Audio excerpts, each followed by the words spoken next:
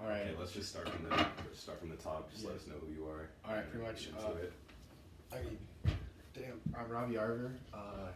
Pretty much right now, I'm a college hockey commit for Niagara University's College Hockey Federation Division II team.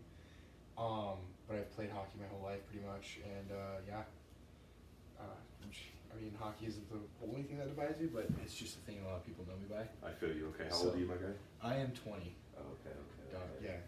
So when are you leaving for hockey and stuff? What's the move on that? So right now, move date for me is set for August 22nd, but typically it's mid-August. So actually, like right now, it would be kind of the time you kind of start packing and things like that. But yeah, for the most part, it's pretty usual, pretty typical for mid to late August time frame. Okay. So we got Robby Arver, 12 Robby Arver. That's the Instagram. Yeah. I'll throw up the Snapchat in there too. Okay, All so right. we're gonna we'll just go straight to tell me, bro. Why do you love hockey? What is it about hockey that just strikes your It kind of gets me, Yeah. I guess. So I've been playing it since, man, you play it forever. I don't know, that's just how I come with it, but coming along with that, you play it, you love it, you kind of get used to just going to the rink and being at the rink and just loving it there, because you're with your buddies. You're just playing a game with your buddies most of the time, and I guess for me, it's always been an outlet for my frustrations, anger for the most part, and whatever else I can just let myself go. I mean, actually, funny enough, one of my coaches from the last few years, I remember vividly one time we had a meeting. He was like, sports an outlet, like sports an outlet from reality. And it's like, you're right. Like, you're not in reality. You're not thinking of the things outside going on. You're just kind of like, I'm here in the moment. It's kind of like the ultimate getaway. Mm-hmm. It's almost like the ultimate drug. Okay. In my way of looking at it, it's like almost the ultimate drug. You're addicted to it. You just love it. And it's just one of those things. I don't know. I've done it forever. I've loved it. It's a great sport. Highly recommend it, obviously, but it's just so expensive that not a lot of people can get into it. So. Swear. Okay, so when did you start playing? You said that you've been. Oh, I've been skating since a week. I can walk, man, okay. but for the most part, you get into it around 4. Typically, you see kids at like 4. That's when you get organized hockey, but you can learn to skate when you're 2, 1, as soon as you can walk. So. You guys hear you? Yeah, you got to get on it. Yeah, exactly. Yeah. And you don't have to be at a high level to really start out either. And a lot of people forget that. It's more, in my opinion, my whole entire life, it's always just been more of like, go have fun. Who cares about how competitive you get? Just have fun. Don't even worry about the competitiveness right now. And I've always played lower level is what you'd call it. I played house, which to a lot of people outside, people are like, what's house? It's basically rec league hockey. We're just sitting there. You're playing the 4 teams that are in the city. Typically, we only have 4 teams, but sometimes you get 3, sometimes you get 5, maybe if you're lucky. So, and you don't really see a lot of that in the Midwest. Well, not necessarily in like bigger cities, but in the bigger cities, you see a lot of that in the Midwest, but like in the smaller cities in the Midwest, it's pretty hard to get a nice little house league going. And by what we mean house league, it's just you're playing teams that are from your area that are within the same arena. So you don't see a lot of that when it's smaller Midwest cities, but I mean the Midwest is the biggest breeding ground for hockey in the United States. There are some states that I would say are definitely behind it compared to others, but in my opinion, there's a lot of potential that is still being left out there that people aren't fulfilling yet. Okay. What are you doing to get ready right now to go? Like, what do you need to do if you're somebody that's younger? Mm-hmm. Like, what does somebody need to do to be doing every day to get to that point to where they can go play? Man, improving your game every day is one way to look at it, and for me to improve my game every day, I typically hit the gym. I've always been a bigger guy. Funny enough, I've ranged from 295 pounds, and now I'm at 245 pounds.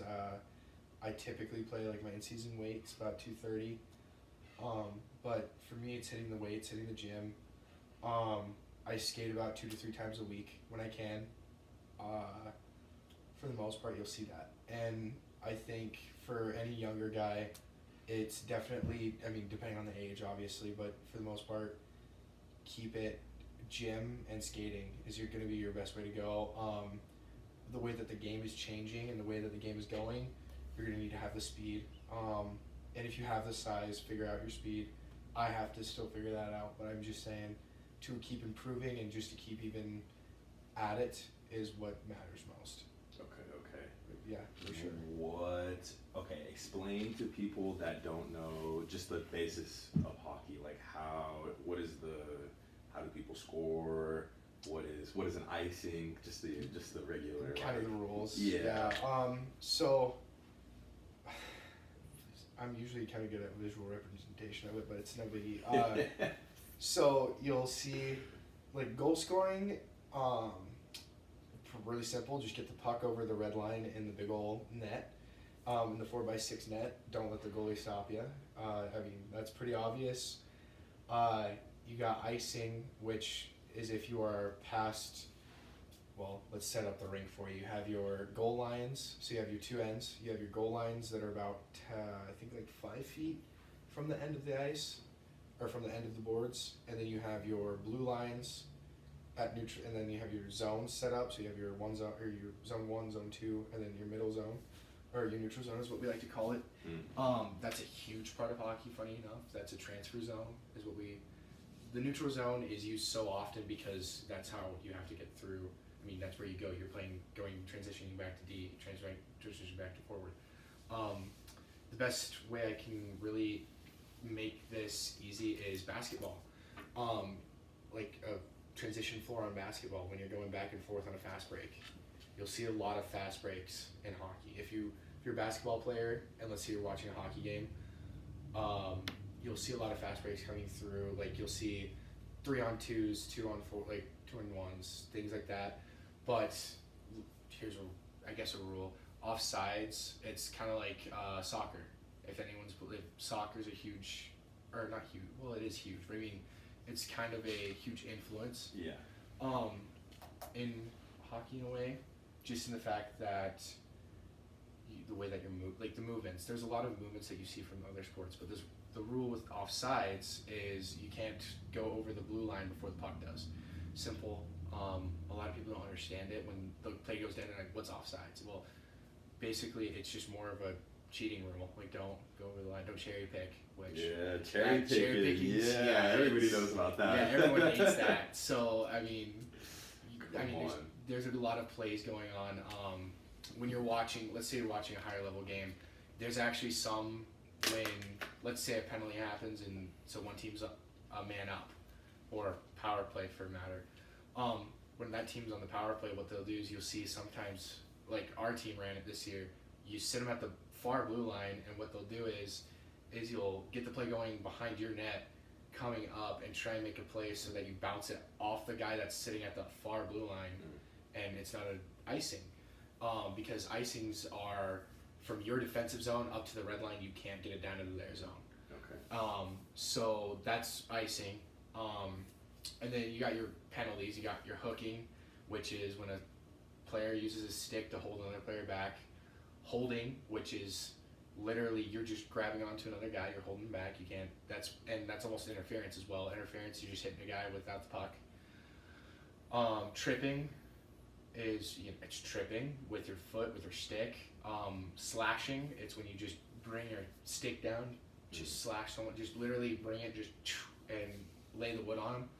Not lay the wood in a physical sense, as in like, oh, I'm just gonna blow them up. Yeah. And then charging, which isn't, you don't see it as often, mainly because the game is going away from a physical aspect.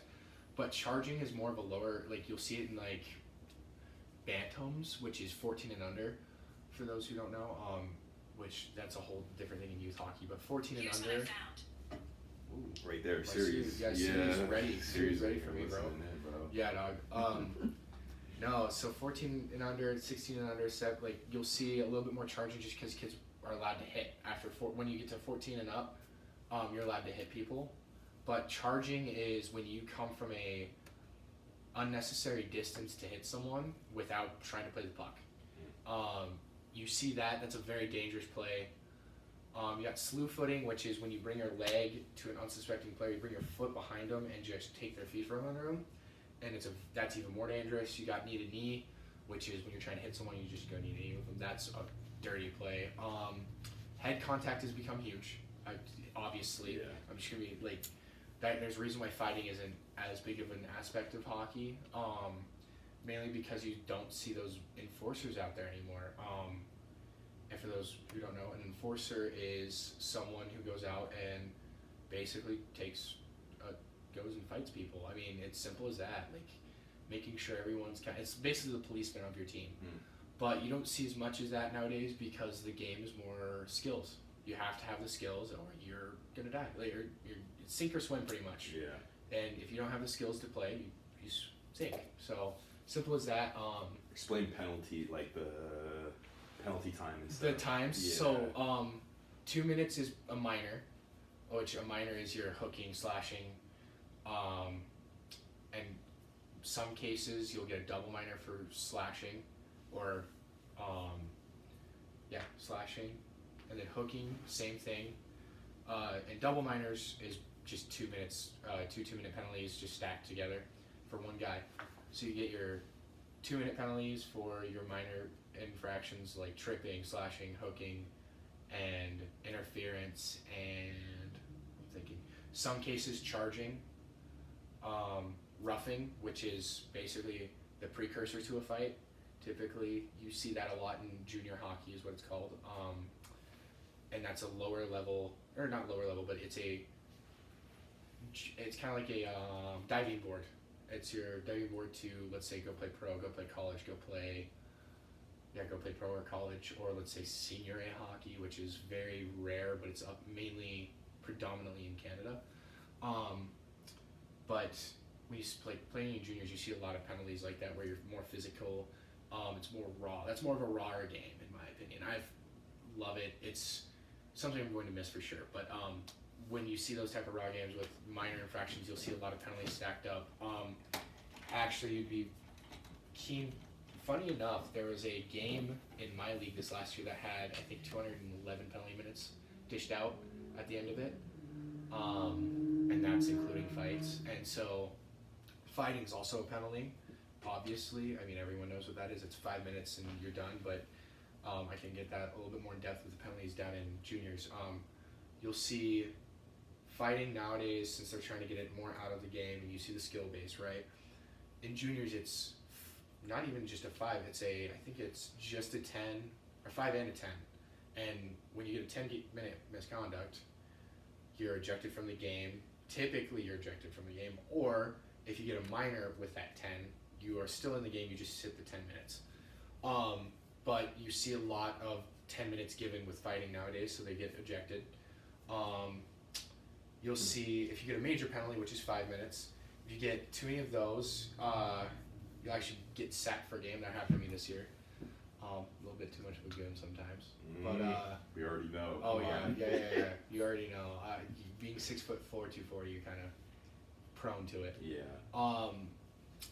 And so but hockey, like in that aspect, penalties it's going away from fighting. Okay. And so you don't see the physical penalties as much. You don't see the charging. Charging is typically a 5 minute now because of the head contact. Head contact is typically a 5 minute now. And then there's elbowing, which you can get a 2 for. You would actually it would be funny to see that, but you see that mainly you don't see it often, but when you do, it's pretty, not funny, but it can be pretty grotesque at times as well, because it's like if you elbow someone and you get you can get a broken nose, you can get jaw, it just depends. See, it kind of like everything else, it's just kind of depends, but like, there's an incident back in 2016 in the NHL, Sidney Crosby slashed one of the defensemen for the Ottawa Senators in the hands, and his whole entire pinky finger, this top part, was bent over. And like you can see the bone and all the meat around it. That's so gross. Oh, dude, it was on the news. It was great. Sure. Yeah, but then it was Sidney Crosby, which is Yeah, that's even Messiah, more of a yeah. name. Yeah, that's the boy. That's the the kid. Messiah right there. Come on. Yeah, that was well, and it's funny Go because Pittsburgh. Come on. yeah, well, and it's funny because we can get into that too. I mean, you see how much the game has changed, and it's actually due to him and Alex Ovechkin's rivalry. Mm-hmm. They were a huge goal scoring duo. They were rivals, funny enough, but that was more built up from the media, and then they finally met off the ice. Because in hockey, you'll see it's more camaraderie off the ice as well. It's brotherhood. Yeah, it's a brotherhood. Yeah. Like, you play with the guy, and, like, let's say the next week you're playing against him, and you're still going to say all the inside jokes you have together and whatever, and you might hate each other on the ice, but you're going to go and maybe go to the bar afterwards or with someone, or you're going to go hang out with them afterwards at their place, whatever. It's a very huge camaraderie, which is another part of why I love it. I mean, you'll know a guy, and someone like you at work, when we were working together, you were like, oh, do you know this guy? I'm like, no, but like you would rattle off names that you might, like, I might know. That's the thing with hockey I love that about, is it's like, oh, I might know this guy, like, just because I play hockey. Exactly. It's such a tight-knit community, so. The brotherhood. For sure. Oh yeah, it's a brotherhood for sure. And like, even if you're on the same team with someone in, like our team last year, we're still in a group chat together. We're still talking to each other, like, oh, like reminiscing on good times. Swear. I still love it. So. Bro, I think that was always one of my favorite things, bro, playing sports, was like the locker room aspect. Like the playing and everything is always really cool, but like kicking it with the guys, bro, being in the locker room, just doing all that, like that's the brotherhood, the camaraderie that you guys have. That's always super amazing. Yes, sir. All right, what was your favorite season and why? Oh, that's rough. There's a couple. This season, I have to, like, if we're gonna break it down, because I have two different careers in my mind. Hello. Yeah, so we have two different careers. So we have a youth career and a junior career, and I had a 3-year junior career, playing all of my seasons in Butte, Montana for the Butte Cobras. Shout out to the boys. And this last season was by far my favorite, just because, I mean, everyone had their inside jokes, everyone had their beefs, but, we put it aside and we did something that no other Butte team has done in about 20 years. And, I mean, Butte team isn't like hockey team, because Butte used to it has a really rich hockey history just because of Evil Knievel. And so Evil Knievel used to own teams and things like that. But this last season was one of the best, in my opinion. And you could just see, as the season went on, we kept getting better and better and better. And I think it was just everyone got gassed out at the end of the year. And it was just a little bit like you could kind of start seeing it in the last 3 weeks. But, I mean, everyone still tried. It was a matter of, I think we were all worn out on each other, and it was still one of the best seasons we've had. And I like every single one of those guys. I'd give my shirt off my back if they were having a bad day. There is no harm, no foul there. I love every single one of those guys. I mean, yeah, you might love more guys other than these guys, but I mean, hey, like I'd still give every one of those guys a shirt off my back if I needed to, or whatever. Because those are my brothers, and they know that. At least I hope they do. They call me the glue guy, but it wasn't really me being the glue guy. It was just me making sure everyone was good. So that was by far my favorite junior season. My youth season, a full season of youth. I think it was my. Oh man, there's a couple good ones. I would say it was probably my 16-year-old year. I was playing house hockey again. I went back and forth between playing select upper level hockey and house hockey for 2 years or for 3 years. So I went from playing Bantam, so 14 and under select, which is basically a B team, who it's made up of a bunch of the best house players, and you just kind of travel around and go play. That was it's one of those two seasons. It's that one or the season after where I didn't make the 18U team and out of camp, which is it's normal. I just didn't know how to control my eating and things like that. I've dealt with a lot of that for my whole life, but one of those two seasons, and I think to elaborate on my 14 and under season, select season, we weren't a team necessarily. We were a group of individuals. At the start of the season, we were together. We played together. We worked, and I mean, I still talk to some of those guys to this day, and I love them. And I know no bad words from that team actually, but it was definitely a group of individuals compared to what a team should be. And it was fun because you're a bunch of 14-year-old kids. No one knows. Like you're just a bunch of naive little kids going out and having, not even little kids, but you're going from you have the age ranges of like 7th grade to freshman in high school because of the way birth dates work out in hockey. So, I mean, that year I was a freshman in high school, so I was still getting used to high school at that point. And then the year after, I'm a sophomore in high school, and I was blessed because that team was more fun just because we would travel a little bit more, and since I was a little bit older, it was like, you gotta get a grip on things. Mm-hmm. And so that was more of a fun team in my opinion, and I had 2 coaches I knew before. It wasn't my, I had a really, really good time with my uncle, and actually that was easily one of my better seasons, but sometimes it's better to just get away from someone familiar. Mm-hmm. And that was probably one of my better seasons, but probably my favorite team was definitely, now that I say it, it's definitely the 14U Bantam team. It was definitely that select team, because that was probably my best memories with my uncle as well, with hockey, so definitely going back to that, yeah. That's what's up, G. What is the most goals you've scored in a game? In a game? It doesn't have to be, it could be rec league. It could be beer league. Yeah, it could be whatever. I think the last, we were playing this really bad goalie like 3 weeks ago, and I scored like 9. Really? Yeah, I was like, damn, all right, like we're really having one of those nights where there was no defense to be played. We had like 30, like by the end of the night, we counted it was like 24 goals, it was something like that. But that's crazy. Yeah, I mean, we played, and if we were gonna be honest, there's some games I've played where it's just like, this is way too many goals right now. Like, we need to calm down. Yeah, it's almost uncomfortable. Like, yeah, you're like, I don't want to play this anymore. Yeah, it's like basketball when you see a score that's like almost to 200. Like the All-Star games now that they do. It's almost like, you're like, this isn't even fun to watch because it's like there's no defense. It's like where's the intensity? Mm-hmm. But yeah, so it was definitely 9. I think that's my most. Okay. So any good fights? So I've fought 2 teammates 3 times, and so I can give you one of those experiences with some of those. Yeah, might as well. Yeah, so I was one week, this was on our 6-win team, and because in playing in Butte, I played for 2 teams. One was in my big dog. The video went off, my guy, on the phone, my G. Somebody's probably calling me. Oh, here we go.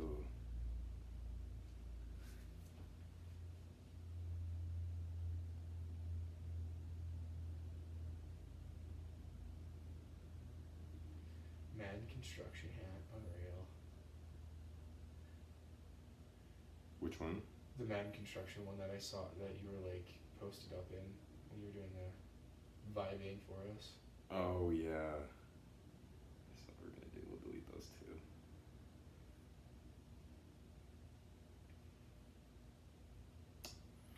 2. Run this back now. We'll just go from where I. Yeah. Alright. Oh, here we go again. Okay, we'll just go off of this one. It's fine. Okay. Where was I again? We were talking about fights. Oh, yeah. So teammates, I was fighting. I'll tell him to this day. I was fighting Johan, our Euro, who's from the Netherlands. So he's a Dutchman. I give him massive amounts of crap for this to this day. And so we're sitting there playing this weekend. We played in Butte. We had 3 of the 3 years. This was by far the worst performing team, even though the boys were. So we were just running some NHL. Oh yeah, that's right. chill for the boys, you know. Yeah. All right, continue. Sorry. Yeah, you're good. I was like, what was that? Yeah. No, so Johan, who's a Euro, we were having a rough year, and so he played out one practice, and we were kind of beefing. We beefed a lot through that season, and then the next season we became best friends. But we beefed a lot, and Johan, I remember vividly, skates by our bench, stops right in front of me, looks at me, and goes, "You want to go, Robby Arver? Let's go!" Like, it just, I give it to him every day. And I sit there, I'm like, oh yeah, like I was just like, oh, this is gonna happen. I just turned 18 at this time, so I'm just kind of like, oh, I can finally like, whatever, drop it. He's 5'7", so I'm like, I know I'm gonna ragdoll him if I wanted to. Sit there and just held him there. He gets one punch and I'm like, that was like a teddy bear hitting me, and I just kind of let it go. I just dropped it. But the reason why I remember that so vividly was because it was just his intensity on his face, and I caught him with one. And like the day after I saw it, and I was like, oh, that was bad. And I caught him with this one punch, and it wasn't like a hard one or anything. I just kind of when I grabbed onto him, I caught him. So you grab jerseys in a hockey fight, so I grabbed him and just caught him with this little rabbit punch, and it was just right here, and it wasn't a big black eye or anything. But I saw it, and I was like, oh, that's not bad, cool. Little stinger. Yeah, a little stinger. But the best fight I was on the ice for, there's two of them this year that were unreal. Shout out to Jonah. Jonah's a beauty for this one. We were playing in Sheridan. Yeah, our last games, regular season games this year. We're in Sheridan. The last time we played him, there was this kid who scored 5 goals, and scored all 5 goals for him. We won the game 6-5. And this is the worst team in the league by far. Well, not even like worst like talent wise or anything, but like worst record wise. And when you play in our division, it's such a weird division how it works out, but. Basically, they were the worst had the worst record on our team, and they were playing low players this year.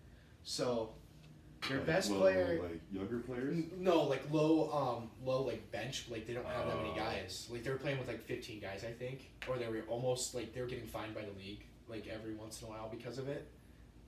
That's like one of the 2 teams that happened to this year, but I'm not exactly sure if they got fined or not yet.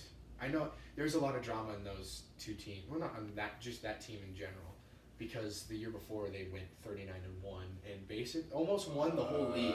Almost won the whole league. How do you not win the whole league? Because you run into Minnesota teams. That's exactly why. And when you're playing out in the Frontier Division, you run into those Minnesota teams. And like this year, Helena really proved that they could make a run for it. So I'm wondering how they go, especially with how they loaded up. But besides that. We're playing in Sheridan this last weekend of the year, or of the season, before playoffs, and we're sitting there. It's the first game of the weekend, out of a 2-game weekend. So Friday night, we're there. I just remember vividly, they were kind of going at it after the whistle, and all you see is Jonah's looking at him, and like they're kind of giving it to each other with cross-checking each other, just cross-checking each other, and you're like, oh, this is gonna happen. You see it, Jonah drops it, the other kid dropped his, so it wasn't like an instigator, which you'll see a lot with fights, but no, they both dropped it. The refs were like, oh, they told the refs to back off. They drop it quick, Jonah grabs him as quick, like you saw that this went like one solid motion, boom, caught him. Like right away, it was on. Yeah, he caught him like that. Good for him. Oh, dude, Jonah got him, and we were all like, we were all screaming on the bench, let's go! But Jonah, when he caught him like that, it was on, and you saw the other kid like liven him up quick, and so they're going at it. Jonah catches him twice with these cut, perfect down the. I don't know if it was it cut off the nose or did he make his nose bleed? But by the end of it, all you see is bloody visor. Visor's all bloody, so you can't see it, and it was awesome. It was one of those fights when you're on the bench, you're like getting the boys going type fight. So it was a vibe for sure. Bro, I'm always trying to hear. I would used to sit there. This is how. This question is for Jeff Faith actually, because Jeff Faith and I go back and forth. We used to go back and forth all the time about like. I used to tell him I beat him up all the time, and he used to tell me he beat me up. You would always tell me this on the job site when we talked about Jeff and every. Oh wait, Jeff, I know he's gonna watch this. Jeff, oh dude, please. Love you, Jeff. Yeah. But okay, we're gonna kind of transition because I want to I got some You got some you meat got potato meat. You got meat questions. potato question. All right. But I want to talk to you about the Seattle Kraken and the Chiefs real quick before we move off. So I know you got the hat on. Local teams, Explain why you believe the Chiefs, but the Seattle Kraken weren't as advertised as we thought they were going to be. Okay, this is very debated in the hockey community for sure. I think it really boils down to two things. They went into a draft, and a lot of people don't like the decisions they made, and you know what? That's fair. You're not gonna like every. This is my hockey media, by the way. If anyone's wondering, this is how you answer questions hockey media wise. But as a joke, that's a joke. But this is how I would answer it. But I think for sure, it was definitely comes down to player personnel and just a fact of like who wanted to be there, attitudes and things like that. That's definitely a huge factor, and I think the other factor is that teams learned from Vegas. When you learn from an expansion team beforehand, like if Seattle and Vegas came in at the same time, you were gonna get one team good, one team really bad. In my opinion, no matter what, if they were to come in at the same time, both were to draft at the same exact time. Not Vegas gets their team 3 years ahead, and 3 years into it, they're exempt from the draft. First of all, What does that mean? they were exempt from getting a player picked from Seattle. Really? Yes, because they were an expansion team already. Okay. And so the rules set forth by the NHL and the NHLPA this last season for that expansion draft, they're the same rules as Vegas got, which fair, but the teams that they were drafting from got smart. That's really what happened. Every team in the NHL got smart and realized what to do, and I think that was the main point, is that they figured out the players and things like that. Vegas was a great story just because what happened was a team of misfits, and funny enough, I've gone back and played like the older NHLs, like 13, 14, and that's funny to say that's older, but that's just what it is. It's the older NHL, yeah. We're getting there. Well, yeah, we're getting there where we're like, wow, that's old to us. Yeah. So that we're playing the older NHLs. I've seen these names that got drafted in the expansion draft. I'm like, man, they turned out really well. Like, I don't know how they're rated here like this, like so low here, but they come 4 or 6 years in the future. Like, man, they turned out really good. So you see, like I saw those names, I'm like, wow, that's weird to look at and see how good they got, and it's mainly just player personnel, I think, is what it boils down to. And to add on to that point of like why they didn't do too well this last year, they got a really nice 4th overall pick. I'll kind of go into this. This year or last year? This year. Yeah, this year they got a 4th overall pick. Yeah, that dude's a stud. Yeah, so Shane Wright, you'll hear a lot of this, especially if you're in Washington or this area. Shane Wright, the whole reason he dropped, I believe, in my mind, is what I saw. This is what I saw as a player, and this is me talking out of my butt. You guys can disregard it all you want. Yeah. I saw the attitude, and I was like, I wouldn't want that as a coach. Because I could have sworn earlier this year, before the season started and everything, he was the number one. He was the presumptive number one, clear cut. That's who you were tanking for. That's who like teams were trading away their best to tank for. Yes, Shane Wright is the franchise changer. He is a stud, no doubt. Best talent in the draft. I will concede that point to you. My thing is I've learned this last year. I learned it actually. Attitude makes more of a player than their talent does. If you have a guy who does not have the attitude that they want to be there and they want to play and want to improve, then you're not gonna have you might not have a good player on your hands. He might be the best player talent wise, and he knows it. It's exactly. I think that's what happened. Is his attitude caught up to him, because for since he was 15, he was told he's number one, and then for him to drop to 4, I hope there's a fire for him, because I think in this case for him to drop to Seattle, oh Lord, that's gonna be a team. Give it a year. Shane Wright, they're gonna definitely win about 25, 30 games this year. And they're going to get another high draft pick again next year. And they'll have 2 really good picks. Exactly. And so you'll have all franchise players, cornerstones of the franchise. They already have. I think they have both of them already. I think they could start trading their draft picks this year. Really? They got a player out of the Seattle Thunderbirds, which is another team that plays the Spokane Chiefs in the Western League. He's nice. His name's Shane Furcus, or is it Shane? I don't remember, but Furcus. That's a name to look out for, because he's supposed to be just an unreal sniper. Kid, from what I know, and I haven't looked a lot of film of the Dove these last few years, just because I've been playing my own. I have my own film I have to watch. Yeah, come on. Yeah, and I know that sounds like, oh, you're just lazy, you don't want to, but it's just like, I need to pay attention to what I'm doing. Yeah. But from what I hear, Furcus is supposed to be really good, and they got him in the second round. So you also have to look out for all those guys that they draft in the later rounds, because later round picks are, yes, they're rare, but there have been some absolute goats that come out of it. Yeah. There have been, you've seen like Henrik Zetterberg, which is a big name for that. Who else? Patrick Hornquist. There's just a lot more names that I don't have a list in front of me to tell you. Mm-hmm. But you'll see that where if you get some later pick guys that also hit, oh, buddy, you're going to be a team. And I think that's what you have to look out for. And it's a 3-year process, typically. 3 to 4 years. They're a brand new team, so it might even be longer. Like Vegas just made it look easy. They did something that does not happen often at all. They caught a lightning in a bottle. Yeah. And you know what? It's Vegas. Players are going to want to go there. Mm-hmm. And the funniest thing is that they have actually put themselves in a corner. Really? They traded for Jack Eichel, who is a stud in Buffalo, but he wanted out, and he kind of became a locker room cancer, but he was their captain. Really good player. And they traded for a guy who wanted to be. Buffalo traded for a guy, an Alex Tuck, who wanted to be there, and they got another guy named Peyton Krebs, who played in Winnipeg's dub team for their Western League team about 3 years ago now. And he was actually like a consensus number 3 pick about a few years ago when Vegas drafted him. And so, and I think he dropped a lot is what happened, but he's really good too. So they got those two coming to Buffalo, and then I think they got a bunch of picks as well in Buffalo.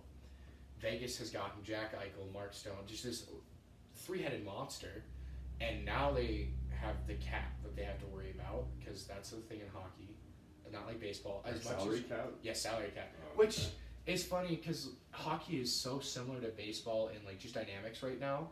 You're going to see a lot of analytical darlings come out, and you're going to see a lot of these analytics become more of a forefront.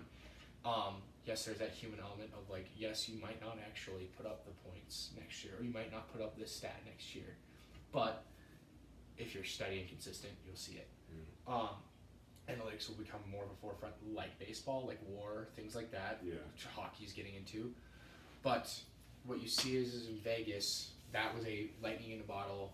A bunch of guys who weren't wanted by their original franchises banded together, and they made that run. And you know what? You ran into a historic franchise. In my opinion, there was no way that Washington team was not going to win it. Ovi needed his cup, and that was when Ovi got his cup. I think the whole hockey world smiled, and the hockey gods were smiling down on that day, because it's like you watch this team come from nowhere and just literally run into this historic franchise. That's like we've had won the league regular season title for like 3 years. They won it 1 year, bounced in the first round, won it again, bounced in like the second round, again, bounced in the first round. They never made it past the second round. Make it past the second round for the first time in 20 years, and they go and win a cup. So you ran into a history. You ran into history like in the making. Yeah, it was inevitable. Yeah, it was. They had to. Yeah, there was no way. They had so much going for them. Braden Holtby and that save, one of those things that you'll never see twice. I mean, Vasilevsky makes some really good saves. By the way, that's Tampa Bay's goaltender is Vasilevsky, and Holtby is now retiring. Or no, he's Dallas's goaltender this year. So you'll see. Sorry, I couldn't hear. Dude, Siri. Thanks. I know, dude. All tapped in with us. Bro. Everybody want to be tapped in now. Right? I know. They like hearing this stuff, bro. They love it. So yeah, that's where I see.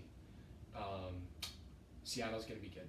Okay. I guess that should be that's my roundabout way of saying Seattle should be good in the next few years. They just gotta keep trudging for it, and then yeah, that's Seattle's case. I think they'll be good within one thing next just few real years. quick that I missed. What is a stat that is not like a goal? You're not scoring goals. It's not an assist, but what is a stat that hockey players look at that's very important to them? At our level, it's plus minus. Okay. So plus minus mean it's in basketball terms. It's the actual It's same. the exact same thing. Yeah, exact same thing in basketball Yeah. terms. If you know what basketball is in their plus minus system, it's how many goals you were on the ice for. Plus is how many goals for you were on. Minus how many goals against you were on. So that's a big thing that like it's an easy stat to look at and be like, oh, this guy's a -12. Like, let's go see how he looks. Like, or let's go see. Let's just start chirping him for it. Like, oh, you're -12. Why are you out here? Like, what are you? Like, Yeah. just like it's a stat that people look at and they're like, instantly, we're gonna talk shit about you. Fair enough. Yeah. Fair enough. Okay, we can go back to the Chiefs. I just wanted to, because I know No, some I sports saw have that. different. Yeah, yeah. They have different like, Oh, for stats that like they see that they're like, oh, this means I'm doing good, even if you're not hitting the ball well, but your on base percentage is good. Like, yeah. It's the exact same thing with shooting and passing efficiency as well. But your shooting percentage is mainly based off your goals, but it's easier to look at. So yeah, like there's that too, shooting percentage, but mainly plus minus. You'll look at plus minus because it's the easiest stat to look at because it's someone literally in a box watching the game and seeing who was where, like who was on the ice for that goal. And so easiest to look at, easiest to be like, oh, you're bad. Like, oh, you're on the ice for the goal, you're costing your team. Like, get on and get in there, get them rattled. But so back to the Chiefs. Yeah. Let's move towards okay. The little 4 hours east. Yeah, from the Kraken. Yeah. Where you see the land of not nothingness, but the land of just a lot. I think explain what the WHL is and kind of what league it is and how it stacks up towards like how close they are to the WHL to the NHL. Yeah. So the Dub is a diving board, or I would like to say a diving board to the NHL.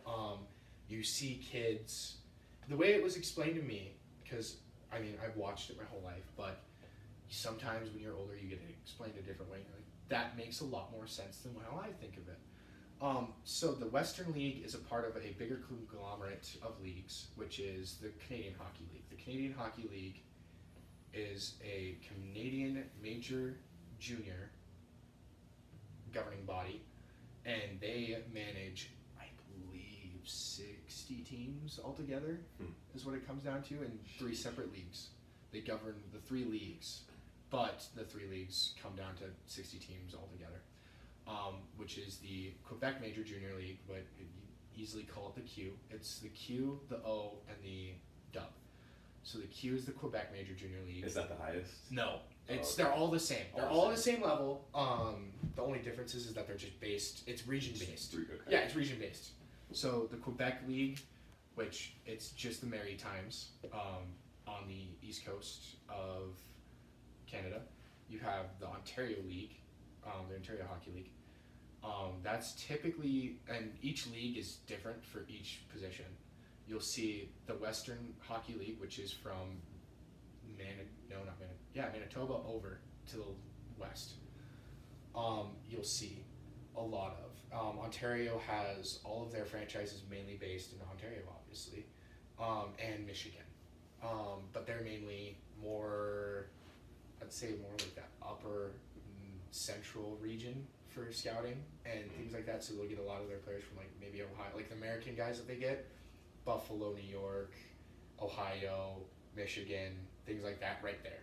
Because I don't know the exact like how the regions work out, but you can't recruit in a certain region. The Portland Winterhawks of the Western League actually got docked for that a few years ago because they recruited guys from, I believe, where was it? I think Quebec, things like that. I'm not exactly sure, but they wrote down false things, and so they got docked for it.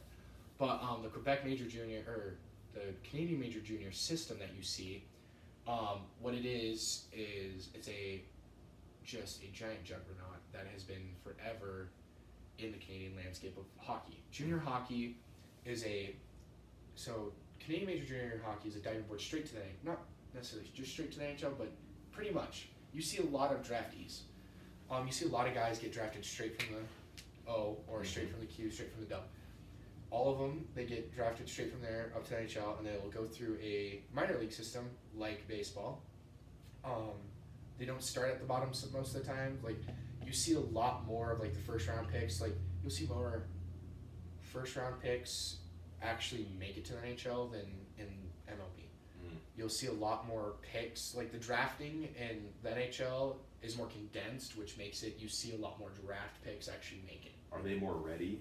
Yes. Or is it... So that's the difference. So you see NCAA Division I becoming a huge thing. The reason why NCAA Division I is so big is because what happens is you play, let's say you play a couple years of junior hockey, lower level junior hockey, below Canadian Major Junior Hockey, because in Canadian Major Junior Hockey, I think on like the payroll or something like that. I don't know the exact way it works, but they're technically getting paid. Stupid, but whatever. Kind of let that slide. I mean, I've heard my fair share of stories of that. Oh yeah. Jeff probably said something, or not has said something, but maybe has talked to you about it. I'm not exactly sure. We used to talk. I could not believe how much I won't even put out there. No, you can't. But you would be but surprised. it was pennies playing for free. Yeah, you are. But you're still technically getting paid, so in NCAA's eyes, you are completely ineligible. And like rules have changed obviously throughout the years of how like that works, but the eligibility to my mindset is you're completely ineligible if you play games in the Western or Ontario or Quebec League. And so you basically you go straight to Canadian schools, which is, in my opinion, a lot more fun. But why is that? Because so in NCAA you're supposed to wear cages. In Canadian schools you can wear visors. So you can kind of... It's almost like it's junior hockey, but you're playing in college and you're going to school. And you actually get tutored. So if you're underage, there's actually a lot more underage players, like under 18s, playing in the Western, the Ontario, and the Quebec leagues.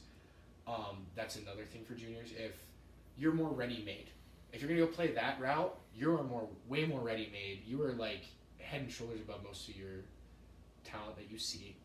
Or not talent, I guess more kids you see at your age. There's bantam drafts for each league. So bantam's 14 and under. So by the time you're 14, you're getting drafted to go play at that Western League. You're not going to play that year, right? You're going to play, in 2 years, you're going to go play for that team that you're drafted by. Your rights are with that team. Is the team paying you, or is the team that you're on paying you? The team that you're on. Or no. You don't get, no, that doesn't work like that at all. When you actually get to the team is when that starts going into play. Oh, okay. You don't see anything. It's when you sign, since you sign your rights away, when you sign a standard agreement, that's when the NCAA thing, you're done. You're not going to the NCAA. You're lucky. And there used to be rules for club hockey that you would see a lot of the Western League guys who could use their scholarships that they get go and play for Eastern Washington or just some club team up here in the Pacific Northwest because that's where the Dub's based. So college is basically if you needed time to develop. Like I played 3 years of junior hockey, like 3 competitive years, and now I'm going to go play college. Now I'm going to go play 4 more years of college hockey. I think that was my route. Even though I was told once, if I was actually, I've been told a couple times, if you had the feet, you would actually be playing in the Dub. Like if I was actually decent at hockey, kind of thing, I probably could have played in the Dub if I was, because I had the size. You'll see a lot of kids who are like 5'10" at like 16 play. Because in the next 3 years you're going to probably grow. Or things like that, things of that nature. I was about 6'3" as a 15-year-old. So I already had the size when I was 15. I probably could have played junior hockey at 16. I just was so big. I had more fat. I wasn't really a muscular kid. I was always a big fat kid. So I never could do that. But that's why major junior hockey it's hard. It's narrower because you have to play under 20. When you get to college, you can play up until you're 27, 28. You're eligible forever, dude. So they got you're eligible forever, dude. So you can go do whatever you want. Sorry, I just want to make sure Will's supposed to call me when he gets here. I just want to make sure we don't miss Will. Yeah, no, we don't want to miss that guy right there. Shout out to Will. Yeah, shout out to Will, dog. So yeah, Western League is a lot better to go straight to the NHL than let's say the NCAA. But the NCAA, if you are really good and you would rather get a college education at 18, 19, or at least start your education, you'll go to play NCAA. It really is a toss up nowadays. So. Would you say that maybe playing for like a Saskatchewan is better than playing for like a Michigan, or is playing at Michigan is better than playing for a Saskatoon? Saskatoon. Yeah. It's situational based in my opinion. I think everything is personal. If the Chiefs called me today, because I have a year eligibility left of junior hockey. If the Chiefs called me today and said, "Hey, you'd be playing third line minutes, you'd be riding the bench maybe 20 or for 40 minutes a night, but you'd be playing 20, which doesn't happen for forwards. But I'm just saying, like, let's put it in perspective. For forwards, you play maybe 10 minutes a night on the third line. So let's say I'm playing third line minutes, so 10 minutes a night. I'm sitting 50, but I'm in my hometown, and I'm playing for the team I dreamed to play for. Yeah, that's that. It's kind of hard not to be like, damn, like I'll just cancel all my. But no, that's not gonna happen. And let's be realistic here, that's never gonna happen. So playing for Niagara is gonna be one of those things where I am so happy. I've never been happier actually with that decision of going to play in Niagara. Will you guys play first game? I think our first game will be end up playing Niagara City Community College. Okay. You guys play some D1 team though, like your first couple of games? Yeah, our second game we played University of Georgia. Yeah, that's it. So we played UGA. They were number one in the nation, like number one ranked in the nation in our not in our conference, sorry, in our league. So we played in our little conglomerate of teams in the College Hockey Federation. They were ranked number one, and they played just unreal team. Like they're a stud team, and they're coming up for the New York trip, playing more stiffer opponents. But it's like college. It's the same. The college rankings try and base it like football college rankings, and I like that. I'm very excited for that. But yeah, I guess the gist of it is if you want to play NHL and you're already ready-made, you're already developed pretty much, you're going to go play in the Western League or wherever you are regionally. Yeah. You're going to play in that Canadian Major Junior League. Let's say you need a couple more years to develop.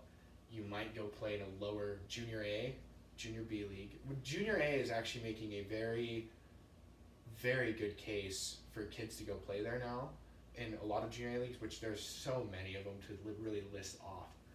A predominant one, there's two predominant ones, one in British Columbia, the BCHL, the British Columbia Hockey League, yep. And then the North American Hockey League. Those two leagues are predominantly making a case for kids to come play at 16, 17, 18, because you're going to see a lot more college commitments, you're going to see a lot more college recruiting going through those leagues because you're not getting paid. What's happening is you're not paying at all. You're free to play, but you're only paying your billets. So the places you stay, you're just literally paying for that. But you get your free gear, you get your free things like that, you get your perks. Yeah. And then you go down to Junior B. Well, okay, then you have, so in the USA hockey system, the NA, the North American League is Tier 2. Then you have Tier 3, which I played, which is technically Junior A Tier 3. My Junior A Tier 3 experience, you pay to play, which no biggie, and then you pay your billets. And that is, I personally like that, just because you're going to go and develop somewhere. I played it. Tape. Yeah. Yeah. You're just getting tape pretty much. And you know what? I liked it. I had my time. And it's still junior hockey. You're still with the boys on the bus. That's all I care. That's all you should care about as a kid at like 17. I moved away when I was 17. I went and played my senior year of high school in Butte, Montana. And no regrets. Love it. Every second of it. I love every minute of it. Now it's me saying, looking back and being like, oh, that was some rough times, but like you remember those times, you cherish them because you're like, man, I grew from that, and I remember what it was like to really feel like absolute ass. Like you're like, I don't feel good, I hate this, but when I get through it, I'm gonna love it. I'm gonna remember it and be like, I'm so happy. I swear. Okay, how do people like Jake? How does the Taparuski? How does he go from Iowa to Spokane? How does that work? How does he get all the way? Iowa to Spokane? Yeah. Connections, flat out. Really? Yeah, connections and knowing people. Was his dad? Yeah, of course. Yeah, his dad's connected to the Chiefs. But I thought you had to play. I thought you had to play in your area though. No, because I was still technically far west enough. So with how that works, he's still far enough west. Liam Stewart's another case where he was from California and actually came up and played in Spokane, but his dad, he's actually from Australia, Okay. but they counted him as a kid from Hermosa Beach, California. But it's legal though. Yes, Okay. so he's not counted as an import. So there's import rules for certain players. So like Russians and Belarusians and things like that. It's easier to just say Russians because that's what you see a lot. Like Swedish players, Russians, like just the Europeans. Europeans have an import rule. You're not allowed to have more than 2 in the Western League, I believe. In the NA system, it goes, you can have 4 skaters, and I don't know if the rule actually stood, but from what I remember, one of my coaches said a goalie spot now counts as 2 skater spots, so you can have 3 import players if you have a goalie. So you have your goalie and you have your 2 skaters. You see a lot of imports play in there's a couple other tier 3 junior leagues that you see, and you'll see a lot of imports go to those because their import rules aren't through USA Hockey. It's not USA Hockey sanctioned. They're a different sanctioning body. So USA Hockey sanctions say this. So you have to go by that book. For the most part, if you're in North America, it's going to be more North American driven. You're not going to see the European kids come play unless you're playing in a very shady sanctioned league. Western States League is another league that defunct, but it was mainly made up of Europeans. There's another league called the Greater Metro League over in Eastern Ontario, or no, it's just Ontario in general, and they're actually coming west. They're becoming a very big name. I think in a few years you're going to see they're not sanctioned through Canada or Hockey Canada or USA Hockey, and you can play until you're 22. So they kind of jumped up that, and they get a lot of Swedes. They get a lot of more northern What does that Europeans. mean? What does Swedes mean? Like Swedish players. Oh, so like Swedes. Yeah, they get a lot more Swedes. Yeah, they get like Swedes, Danish guy. They get a lot more northern European players. You'll see a lot of rosters filled out with some northern players or Russians, for that matter. Actually, a team I was talking to from that league, I've looked at their roster and it is Russians through and through. So. Are the Russian? Would you say that the Russian people are probably like the top with like hockey or Finnish are? You would be surprised when I say that, because what it is their program, the way that their program worked out. They're by far the most fittest hockey players you'll ever see. Russians are just whole different animals. You see Ovi. Yeah, that's why I would thought like Russians. Right. And I know there's a lot of Russians in the league, so that's why I was thinking. And the Russians that you see are either really great stay-at-home defensemen, which means that they're more conservatively playing. They're going to hit harder. They're going to shut you down. They're not going to let you play, or they're just offensive dynamos. The reason why Ovi was such a huge refresher for the league is because he came in, he would hit you, he would score goals, and he didn't have to play defense. He never did. He just would sit there. He'd get back on D, but he wouldn't be like in your face about it. Yeah. But then he would find his way how to get a hit and go get the puck and score. Like he would score and you at will.